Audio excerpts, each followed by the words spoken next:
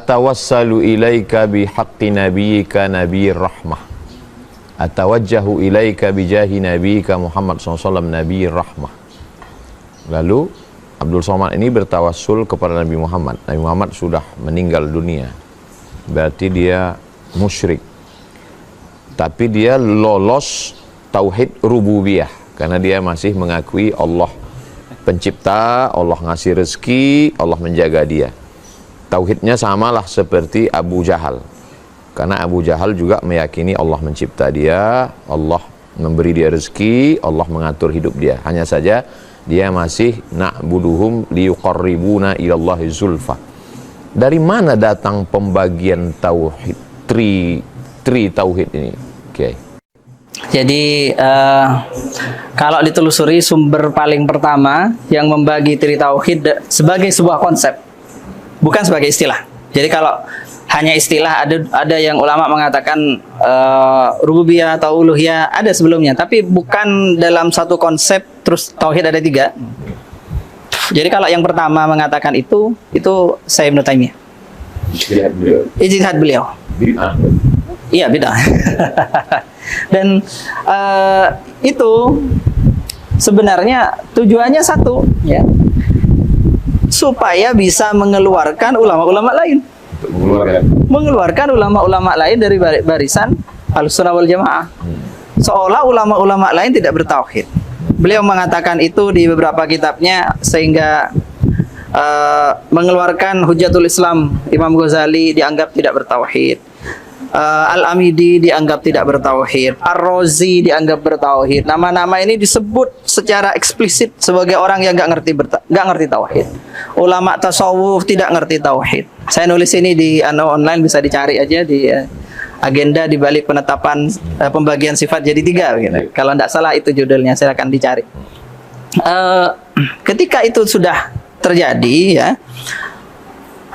umat itu kemudian mentahdir Hujjatul Islam, Imam Ar-Razi, dan kemudian yang lain, maka barulah bisa dicekoki dengan ajaran-ajaran beliau. Jadi itu motif utamanya sebenarnya, supaya ahli tasawuf juga habis semuanya. Padahal pembagian ini tidak ilmiah. Kenapa? Karena tauhid rububiyah dan uluhiyah itu sebenarnya satu paket. Terbukti tidak akan ketemu satupun orang yang kemudian meyakini Allah sebagai satu-satunya yang dapat memberi manfaat dan madarrah dan bahaya, kemudian menyembah yang lain.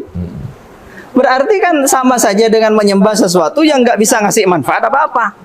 Nah, ini tidak pernah ada dalam sejarah. Secara faktual tidak ada.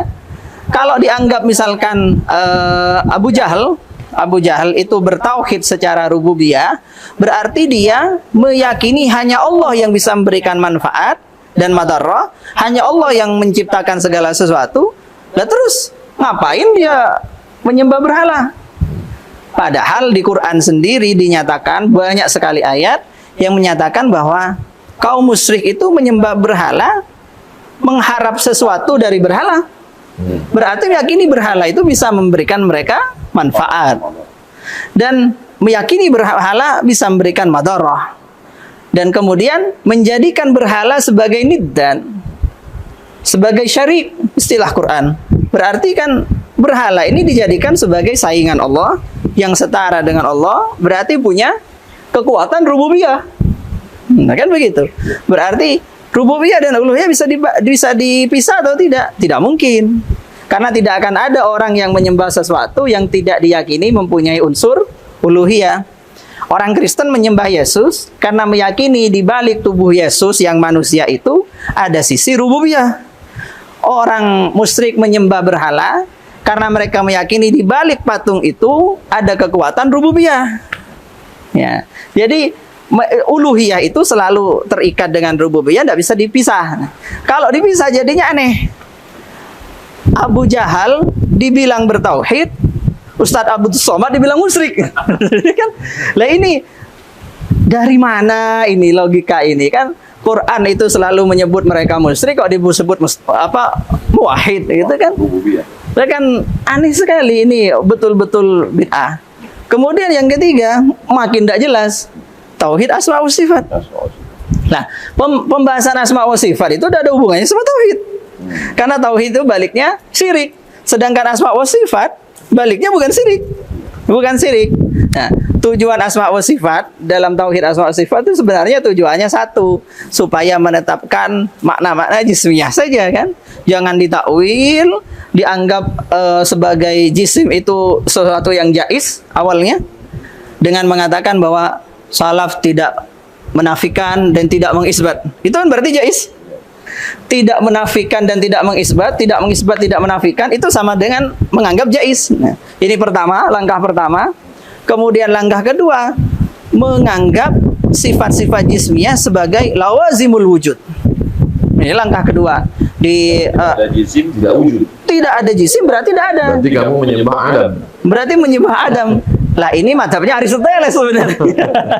Karena Aristoteles ketika membahas makhluk ya begitu. Kalau bukan jisim tidak ada. Lah ini justru yang ikut Aristoteles siapa gitu. Kalau kita mengatakan yang bukan jisim bisa jadi masih ada ya, ada wujud tapi tidak berupa jisim ya Allah gitu. Bagaimana itu ya tidak bisa dibayangkan ya. Kok nanya gitu kan?